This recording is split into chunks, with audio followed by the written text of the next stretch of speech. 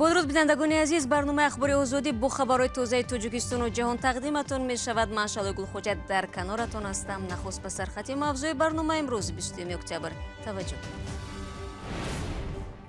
رحمتالله زویرов میگوید بعد انتخابات پرزیدنتی اعضای حزبش را تعقیب میکنند. وزارت کارهای داخلی این ادعا را به پایه خواند. عیب در آش است یا در ماش؟ دادگاه در دوشنبه بحث خشونت در جای کار را محاکمه دارد.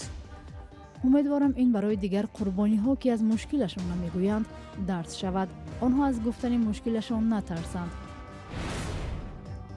کلین کیست و خوشتامند کیست؟ خوجه و خدمتگار و یا مادر و دختر؟ بحث قدیمی در جامعه تاجیکستان. بعضی‌ها فکر میکنند که کلین غلام است. غلام یا اینکه کارگری به پول. رئیس حزب سوسیال دموکرات تاجیکستان از وزیر کارهای داخلی خواسته است به تعقیب و اذیت اعضای حزبش خاتمه بدهد. رحمتالله زویرов امروز با نشر اظهارات در فیسبوک ادعا کرده است که در نویه حصار ماموران میلیسا بخصوص پس از انتخابات پرزیدنتی اعضای حزبش را آزار میدهند.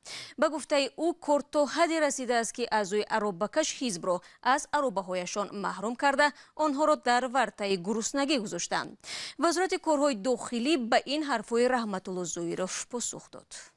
گپ اساس نداره. گویا تعقیبای شوروی بوده یگان چیز نیست. حتی همون وقتی که گپ دیدم گویا زده بودم رسما به مقامات مراجعه نکرده بود. صفحه فیسبوکی می در نظر داره که گویا ایغویی گویا که کسی اونا رو تهدید میکنه گویا که فرمایشی باشن. طبر این مصاحبه رادیو آزادی اشاره کرد. ماه گذشته رحمتالله زویرов از لطوکوب شدنش خبر داده بود. دیرتر مسئولان وزارت کارهای داخلی گفتند زویرов را کسی نزده بلکه سگش به درون جوی افتانده است. حزب سوسیال دموکرات یگانه حزب مخالف دولت در تاجیکستان است و رحمتالله زویرov یکی از سیاستمداران است که آشکارا سیاست‌های حکومت امامعلی رحمان را سخت تنقید می‌کند.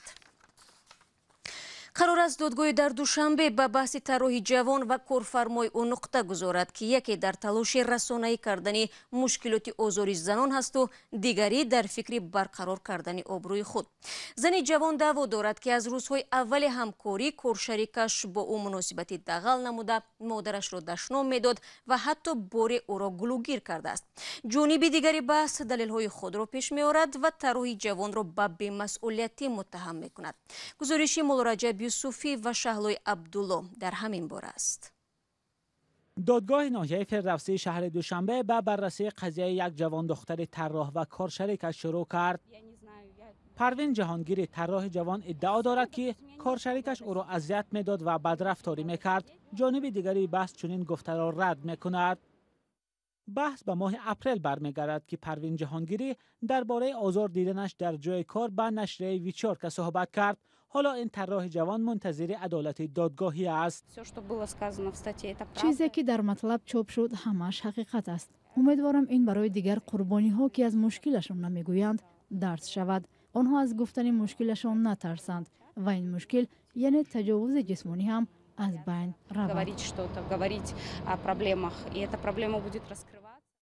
جانب دیگری بحث این شکایت پروین را رد می کند. آنها برعکس خود طراح را به آن متهم می کنند که شرطنامه کاری را اجرا نکرده است.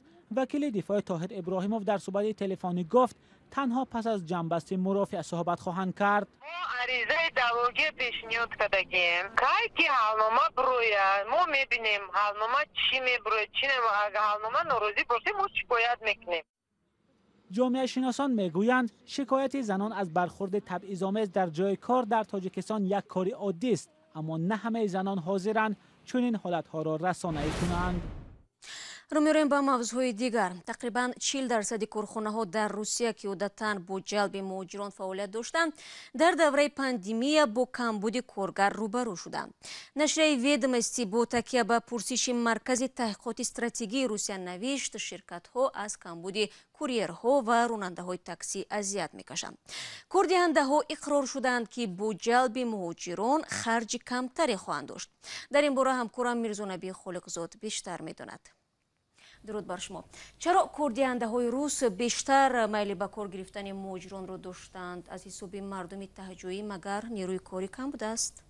واقعا شالا درست قید کرده. در این نظرسنجی که روزنامه ویداموس چاپ مسکو نتیجه‌اش را نشر کرده است، 35% پرسیده شده ها گفتند مهاجران در مقایسه با شهروندان روسیه بهتر کار میکنند و 19% گفتند مهاجران به مانند شهروندان محلی زود کار را عوض نمیکنند.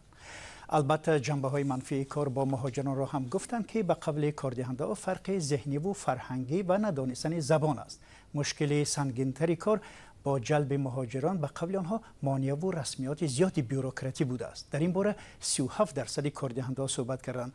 یکی از سبب‌های محتاج شدن کاردهنده های روس به مهاجران پاندمی و قطع پروازهای معمولی بوده است. گفته شده است در فرصت نزدیکترین 15% شرکت ها با مشکل جلب نیروی کاری دچار میشوند و در صورت کمبود نیروی کاری خارجی ناچار به بازار داخلی روی میآورند. خب ببینید در داخل روسیه خود آنهایی که با مهاجران توجیه کار میکنند چی میگویند؟ در حقیقت همین احتیاج دیده میشود؟ چون ما برعکس در روزهای اول پاندمی گزارش میگرفتیم که هزاران مهاجر بیکار ماندند. بله شالا، ما و همکاران دیگرمون با رهبر اتحادیه‌های مهاجرین و حامیان حقوقی آنها صحبت کردیم. مثلا عزت امان رئیس مرکز تاجیکان در مسکو میگوید بر اثر پاندمی بسیاری از کارخانه و اداره ها در روسیه بیکارگر ماندند و به مهاجران احتیاج دارند. وی گفت نه 40% بلکه از آن بیشتر کارخانه ها با کمبود نیروی مهاجران روبرو هستند. به قبل عزت امان مثلا یک شرکت گازپرام به آنها برای جلب 3000 کارگر عریضه داده است، چون آنها میخواهند در سنت پترزبورگ بنا بسازند ولی کارمند ندارند. از این پیش شهرداری روسیه سرگئی سابیانین گفت سال 2020 در مسکو شمار مهاجران کاری 40% کم شده است. سابیانین همچنین گفت که کمبود مهاجران در فصل زمستان مشکلات زیادی را ایجاد کرده است. تشکر برای صحبت. ناگفته نماند که در تاجیکستان بسیاری از خانواده ها از حساب درآمد مهاجران زندگی را پیش میبرند. بنا به گزارش ها در روسیه بیشتر از 1 میلیون نفر از اهالی تاجیکستان کار و اقامت میکنند و سالانه به کشور میلیاردها دلار میفرستند. بینندگان عزیز، حالا یک آگاهی پیشنهاد می شود و بعد آن برنامه را ادامه میدیم. سلام، اگر خط و خبر میخواهید ما داریم. نوید بامدادی، سرخط خبرها، اخبار تاجیکستان و جهان، گزارش ها و تحلیل ها. چی میگذرد و چرا؟ دانستن فهمیدن است. ضمیمه یا اپ ما را بگیرید.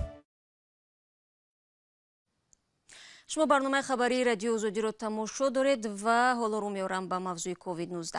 با وجود نو بودن کرونا ویروسی که این بیماری را برمیانگیزد، طبیبان میدانند که ویروس مذکور به زنان آبستن و جنین بطن آنها اثر میگذارد. اما حالا سعی دارند معلوم کنند چرا احوال زنان آبستن و یا حامله‌ای که به بیماری مذکور مبتلا شدند بسیار بد می شود. گزارش از صدای آمریکا را طاهری سفر تقدیم میکند. وقتی زن آبستن می شود، سیستم مسئولیتی بدنش تغییر می یابد تا کودک را محافظت کند. چون این تغییرات ماده را در برابر ویروس های مثل زکام و بیماری های سختی دیگر آسیب پذیر می کند. تا حال پژوهشات درباره زنان آبستنی مبتلا به کووید نتیجه های باوری بخش و هم اضطراب انگیز دادند. زنان آبستن بیمار در مقایسه با زنان دیگری همسالشان که کووید 19 ندارند بیشتر بستری می شوند. به شعبه های احیا می افتند، به دستگاه های نفسکشی زیادتر احتیاج پیدا می کنند. طبیبان سعی دارند معلوم کنند تا کجا کووید 19 نظر به زکام معمولی برای زنان آبستن خطرناک است. تا حال معلوم شده است که این بیماری مثل زکام در زمان حامله‌داری سخت نیست. ولی مرکز نظارت و جلوگیری از بیماری ها در امریکا می گوید زنان آبستن گرفتار کووید 19 بیشتر با بیماری های جدی بستری می شوند، کودک می افزایند یا طفلی نارسید و مرده تولد می کنند. تحقیقات دیگر این گفته ها را ثابت نکردند. از بس که کووید 19 نو است باید اندکی صبر کنیم. ما تمام اطلاعات لازم را حالا نداریم که خلاصه کنیم خطر بیماری برای زنان آبستن چقدر است. مثلا شدت روانی یا استرس هم میتواند اثر گذارد. مانعهایی که پاندمی کووید آورد از جمله کرانتین نگذاشت که زنان آبستن معاینه‌های حتمی را گذرند و یا حتی به حضور طبیب تولد کردند.